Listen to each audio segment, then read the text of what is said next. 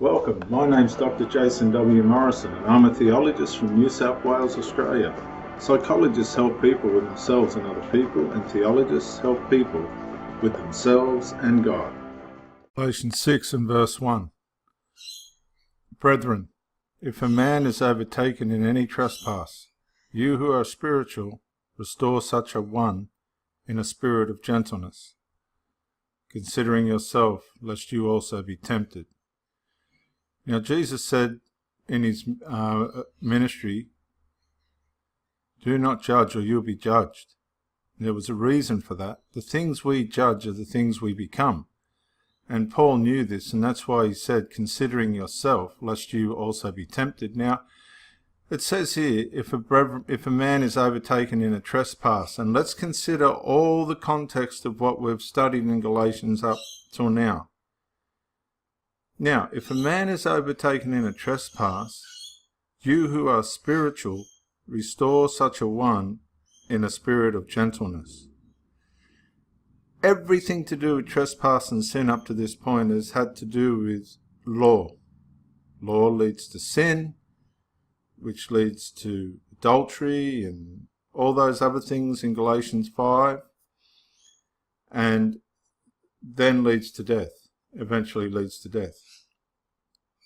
But you who are spiritual, restore such a one in a spirit of gentleness. Now, again, so on the one hand we have this trespass, which is in the context of Galatians chapter 6, religiously empowered under law, which is anything you think you need to do or not do to make God happy or stop him from being sad.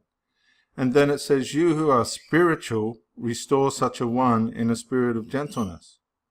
Now, how do we know who is spiritual? Well, again, in its context.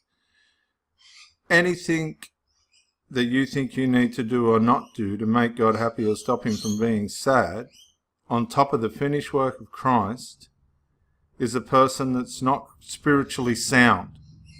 So a spiritually sound person who has the spirit to be able to fully restore someone into the things of Christ is someone that is completely and utterly content that the finished work of Jesus Christ has made all the provision and resolve that they need with all the issues and everything else they had between themselves and God.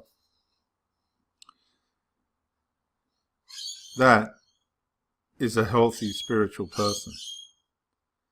Now here where the man is overtaken in any trespass, the context of it is someone that's been overtaken by the legalists who have put them in a position where they think they need to do or not do something to make God happy or stop him from being sad, and they've become evil. So they've had every good intention, but because their religion's gone wrong, in the sense that they think they need to do something or not do something to make God happy or stop him from being sad,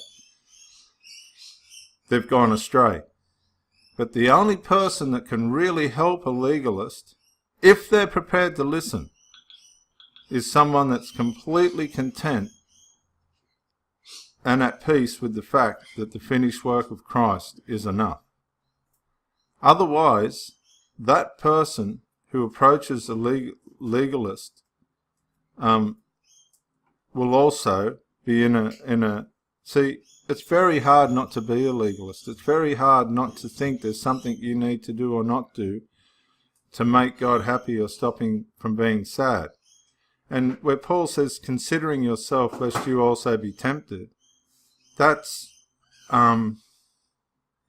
what he's talking about here. Don't you fall into the same idea that there's something you need to do or not do to make God happy or stop him from being sad, because this person will be restored through the fruit of the Spirit, in a spirit of gentleness.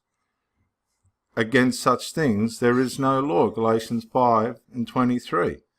So he says, bear one another's burdens, and so fulfill the law of Christ. He never said the law of the Mosaic law or any other law. He sticks down the road of the law of Christ.